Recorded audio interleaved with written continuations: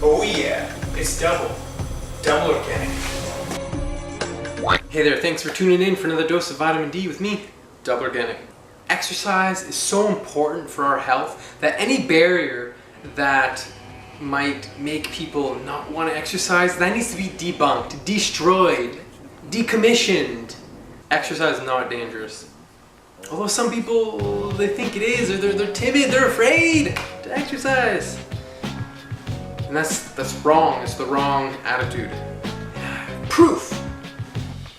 They say proof's in the pudding. You shouldn't eat pudding, you should exercise instead. Yeah. Have some exercise pudding. The only pudding you should have is the time that you're putting in the gym. Yeah, people think exercise is dangerous, and you might be one of those people. It's okay if you are. By the end of this video, I don't think you will be. You'll be putting on your gym gear that you bought and never used, heading to the gym. You also might be one of the people who think, duh, exercise is dangerous, like why are you even making this video? But these people exist. They do. I'll give you an example. I love using my family as an example. And when I'm talking about the dangers of exercise, I'm talking about sudden death. You're exercising and you just die. That's so incredibly rare. Don't worry, I'll get to the studies. Not talking about spraining an ankle or something like that. You know, those kind of injuries can happen. But as you increase your coordination and just exercise within your means and don't try and do some crazy backflip, you're gonna break your neck. Proper coordination, warm up, things like that. That'll really also prevent a lot of danger that could be associated with exercise injuries. Anyway, here's my family example. It was Monday. International Chest Day. Oh yeah. It was doing bench press with my dad, and my stepmother, she comes in, and he's on the bench.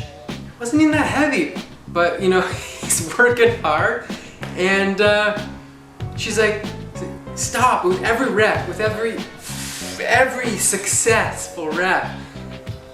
She's like, stop, you know, just, that's enough. Rather than cheering him on, she's saying, stop, don't exercise. What? That's the opposite of what she should have been doing.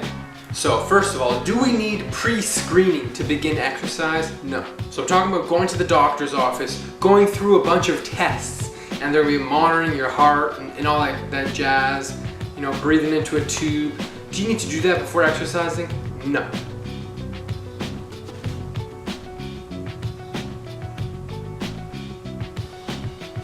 You don't need to go to a doctor and do tests to find out if you're fit enough to exercise. And that's such a bad excuse.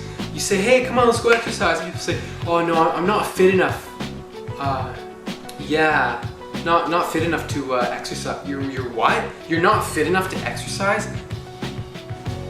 What planet are you from where that excuse flies? You exercise to get fit. You exercise within your limits. Baby steps, people. The U.S. Preventative Services Task Force, this is what they say on the matter. Pre-screening for exercise is unnecessary.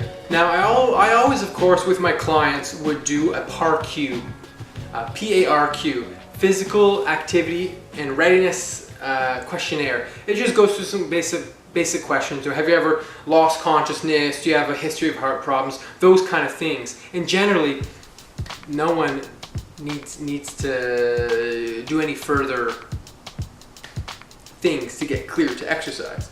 Only someone maybe with like really high blood pressure might need to you know, be supervised when exercising. And what about maximal exercise? Is maximal exercise dangerous? The kind of exercise that, gosh, maybe only 5% of people have ever even done. In other studies or in other videos, I've talked about how like only 15% of the population gets enough exercise in a week. The amount of people who have even done maximal exercise in their life, it's got to be a minute number, a very sadly minute number. So what I'm talking about here is how dangerous is maximal exercise? A level of intensity that almost no one even needs to get near, except for like top athletes. How dangerous is that? Well, I'll tell you. Then once you know how dangerous that is, which is not very dangerous, you'll know how safe normal levels of exercise are, when people are working at 60 to 70% of their maximum versus 100% of their maximum. The Cooper Clinic is a clinic that people go to get exercise testing done, usually athletes and whatnot. They did 34,295 exercise tests over many years, I don't know, 20 years or something. And it was on people aged like 24 to 84, a huge breadth of ages and genders. And it was really like over 80,000 tests, because a lot of people had multiple tests done. You know, they kept coming back. It's just so much fun, maximal exercise testing. It's kind of not fun, it's really intense, and I've done some videos on it. You can watch them, my VO2 max test video, for example. In all of these tests, only one person died. And then there's a couple people who had like really minor issues that were dealt with on the spot. And so yeah, so out of all of those tests, those maximal exercise tests, only one death was present. And that person had some existing conditions for sure, but that was maximal exercise that people aren't even gonna be doing. So yeah, all of the powers that be, the exercise committees, they say there's no need for exercise pre-screening. You're doing yourself harm by being afraid to exercise, saying, oh, I need to get this pre-screening done and keep putting the pre-screening off. No, you need to get active and you're gonna get healthier. You know, exercise a sane amount, don't go super crazy, just ease into it, and there's no danger. You gotta exercise. The dangerous thing is not exercising, really, for your health. Alright, so exercise is not dangerous. Spread the word. Hope you liked the video. Remember, get the 6 aspects of health every single day. Earth, air, fire, water, work.